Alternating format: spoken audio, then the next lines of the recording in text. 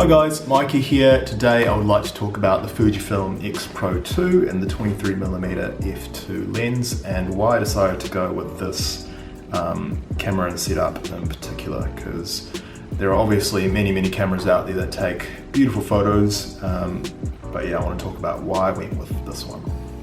Now this arrived in the post a couple of days ago. I was going to do like a cool unboxing kind of video, but honestly man, when it arrived I just couldn't wait and I decided to just open it and just start taking photos around my apartment. So that didn't happen, sorry about that. Anyway, let's get straight into it. So the very first reason why I decided to go with the X-Pro2 is purely for the aesthetics of the camera, just the look of it.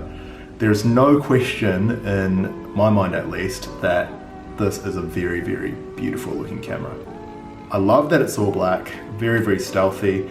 I love the minimal branding. There's basically nothing on the front and just got that Fujifilm X-Pro2 branding on top of the camera there. So yeah, it looks really great. It feels great. You'll often hear people say that the X-Pro2 and the X-Pro series in general, the cameras are built like a tank, and I can confirm that indeed that is true. This thing feels indestructible. So that's the very first reason why I decided to get it. Looks great, feels great.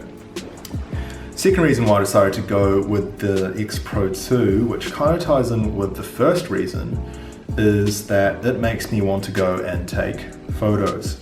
And I think a lot of people will agree with me when I say that it's important to have a camera that inspires you, motivates you to go and shoot. I mean, as a beginner, I still definitely consider myself a beginner. Not a beginner, but still definitely finding my way in the world of photography.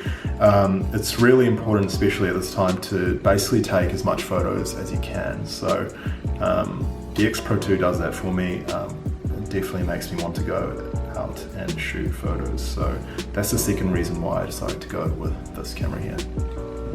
Third reason why I decided to go with this setup is, first of all, this is my very first digital camera that I've bought. Before this, I shot film.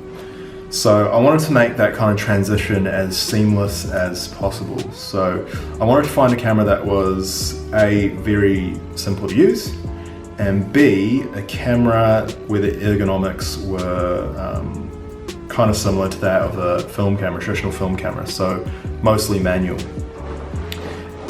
In terms of ISO, shutter speed, all that kind of thing. And the X-Pro2 does that. So it's very clearly inspired by just like a traditional rangefinder film camera.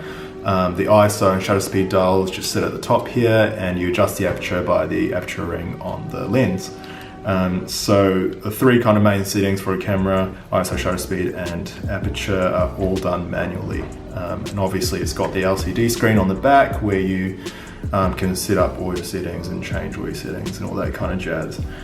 But yeah, it's clearly inspired from a film camera. And I went with the 23mm lens because, again, it kind of ties into the transition. It's a 35mm equivalent, which is what I shot previously, so it just made that kind of transition very easy and simple for me. So those are the three main kind of reasons why I decided to go with the X-Pro2 and the 23mm f2 lens. Now there were a couple of other cameras that I was also tossing up over. My very first choice would have obviously been the X-Pro3. I was very quickly able to cross that one off my list because of the price point. It is just way out of my budget.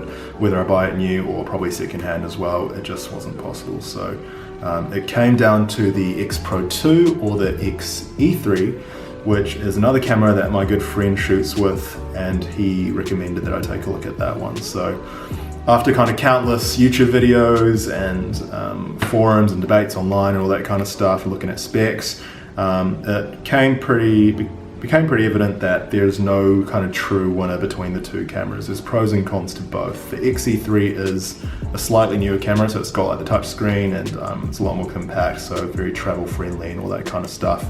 But yeah, pros and cons to both cameras, so it's hard to decide, and specs were very similar too. And to make it even harder, because I was buying this second hand, the price was exactly the same.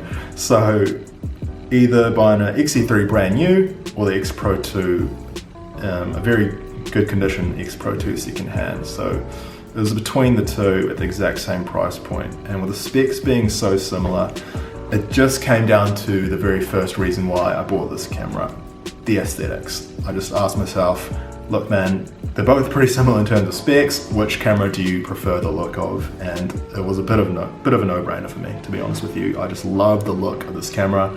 So beautiful, so sexy, not taking anything away from the XE3, it's still a beautiful camera, nice and small, but yeah, if I could build a perfect camera aesthetically, that would be exactly what it looks like. So it was a very easy decision for me from that kind of standpoint.